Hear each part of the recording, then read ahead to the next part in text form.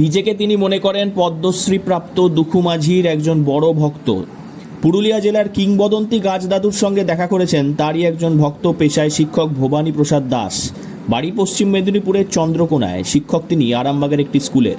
পশ্চিম মেদিনীপুরের এই শিক্ষক বাঁকুড়ায় করছেন গাছ বাঁচানোর এক লড়াই। এর আগে শুশুনিয়া এবং মুকুটমণিপুরে প্রচুর বৃক্ষরোপণ করেছেন তিনি।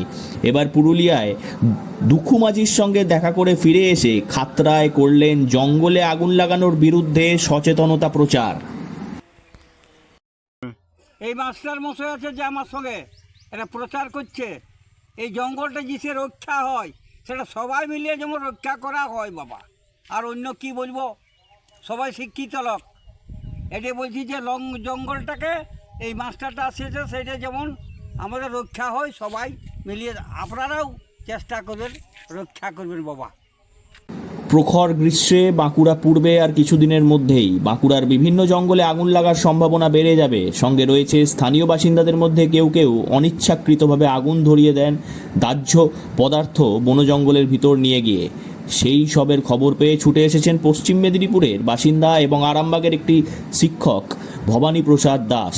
নিজের মোটরসাইকেলে জঙ্গলে আগুন না লাগাবার বার্তা নিয়ে পৌঁছে যাচ্ছেন সকলের কাছে, দিচ্ছেন লিফলেট এবং সেই লিফলেট লাগিয়ে দিচ্ছেন জঙ্গলের বিভিন্ন কোণায়। সঙ্গে রয়েছেন দুখু মাঝির অনুপ্রেরণা।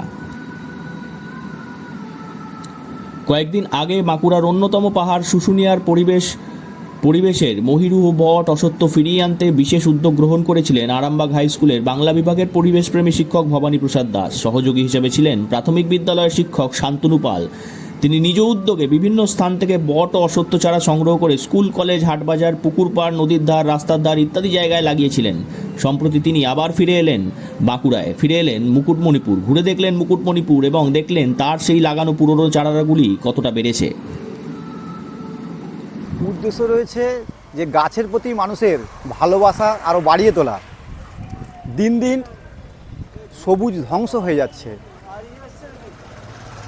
পরিবেশ দূষিত হয়ে যাচ্ছে। ভবিষ্যৎ প্রজন্মকে, আগামী প্রজন্মকে যদি সুস্থ সুন্দর সবুজ পৃথিবী আমরা উপহার দিতে যাই, তাহলে আমাদের গাছের সংখ্যা বাড়াতেই হবে, সবুজের সংখ্যা বাড়াতেই হবে। কারণ প্রত্যেকে আমরা চাই প্রাণ ভরে শ্বাস নিতে, কিন্তু দিন দিন যে হারে দূষণের মাত্রা বাড়ছে, আমাদের দম বন্ধ হয়ে যাচ্ছে।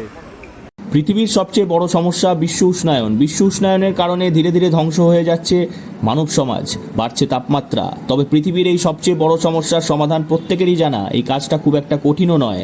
বিশ্ব উষ্ণায়ন থেকে রক্ষা পেতে গেলে লাগাতে হবে গাছ।